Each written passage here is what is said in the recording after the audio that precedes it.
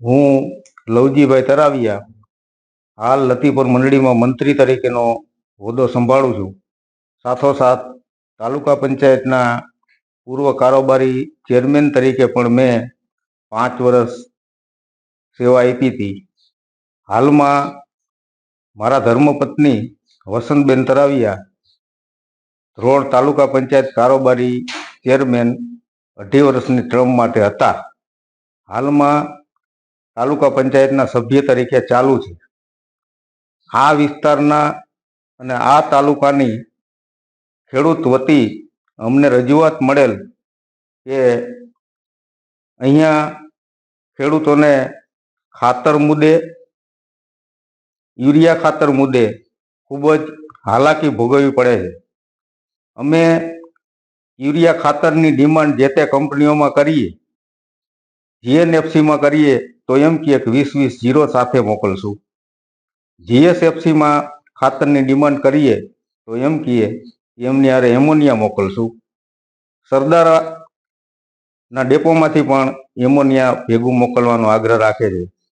ઇફકો કંપનીમાંથી ખાતર મગાવીએ તો એમ કહે કે DAP નેનો અને DAP યુરિયા સાથે મોકલશું. ખેડૂતો આવી વસ્તુઓ સાથે લેવા સહમત થતા નથી.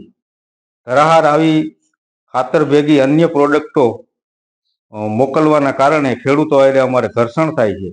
અને ઉપરથી કૃષિ વિભાગમાંથી એમ કહેવામાં આવે છે કે ખેડૂતોને ખાલી યુરિયા ખાતર જ તમારે આપવું, સાથે સાથે બીજી કોઈ વસ્તુ ન આપવી. ઉપરથી કંપનીઓ જબરજસ્તીથી આ બધી વસ્તુઓ ધાબળે છે. એના માટે સરકાર કોઈ પગલાં લેતી નથી.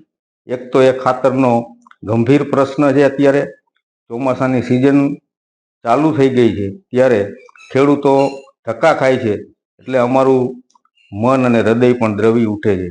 ખેડૂતોને જવાબ આપી શકતા નથી. બીજો મુદ્દો છે કપાસની સહાયનો. સરકારે 24-25ના વર્ષમાં જે કપાસનો પાક નિષ્ફળ ગયો એના માટે સહાય મંજૂર કરવાની વાત કરેલી અને પરિપત્રો પણ બહાર પાડેલા. એ 24-25ના વર્ષને આ 1.5 વર્ષ થવા આવ્યું. બીજી ખરીફ સિઝન પણ અત્યારે ચાલુ થઈ ગઈ, વાવણી પણ થઈ ગઈ અને 1 મહિનો થવા આવ્યો. ત્યારે 24-25ના વર્ષની સહાયના પરિપત્રો હવે બહાર પાડી અને ખેડૂતોને એમ કહેવામાં આવ્યું કે તમે ફોર્મ ભરવાની પ્રક્રિયા ચાલુ કરો. ખેડૂતો 7/12 કઢાવવાની લાઈનમાં ઊભા રહ્યા અને ખેડૂત પ્રમાણપત્ર સાથે જોઈન્ટ કરાવવું ફરજિયાત કર્યું. જેના કારણે જે લોકોએ ખેડૂત પ્રમાણપત્ર ન મેળવ્યું હોય એને ફરજિયાતપણે ઓનલાઈન અરજી કરી અને એ પ્રમાણપત્ર પણ સાથે જોડવા લાઈનમાં ઊભું રહેવું પડે. એ બધી પ્રક્રિયાઓ કર્યા પછી ખેડૂતોને 7/12માં કપાસની નોંધ મંત્રી પાસે કરાવવાનું કહેવામાં આવે. મંત્રી પાસે જાય તો જે તે વખતે મગફળી વાવેલ હતી એમાં કપાસનું વાવેતર આવે છે, કપાસ વાવેલ હતો એમાં મગફળીનું વાવેતર આવે છે. આવી ઘણી બધી વિસંગતતાઓ આવે છે. ત્યારે તલાટી મંત્રી એવા જવાબ આપે છે કે જે તે વખતે ઓનલાઈન સર્વે થયો છે, સેટેલાઇટ સર્વેના હિસાબે આવું બને છે. એવી ઉલટ સર્વેનો ભોગ ખેડૂતો બન્યા છે અને સહાયથી વંચિત તો ઠીક, પણ સહાયના અરજી કરવાના પણ અત્યારે ફાંફા છે.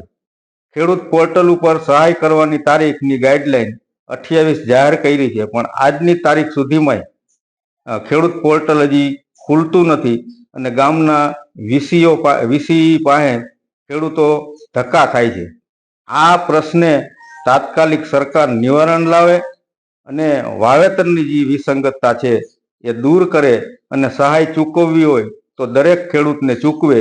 ગયા વર્ષની સહાય ચૂકવવાનો પ્રશ્ન અત્યારે ઉપસ્થિત શું કામ થયો? જે તે સમયે નુકસાની ખેડૂતોને ગઈ હતી ત્યારે સરકારના ધ્યાન ઉપર બધી બાબત હતી, તો જે તે વર્ષની સહાય જે તે વર્ષે ચૂકવી દેવાની જરૂરિયાત હતી. આ સહાય અત્યારે તાત્કાલિક ચૂકવવાની ખેડૂતોએ કોઈ માગણી પણ કરેલી નથી અને ન ચૂકવે તો ખેડૂતને જોઈતી પણ નથી.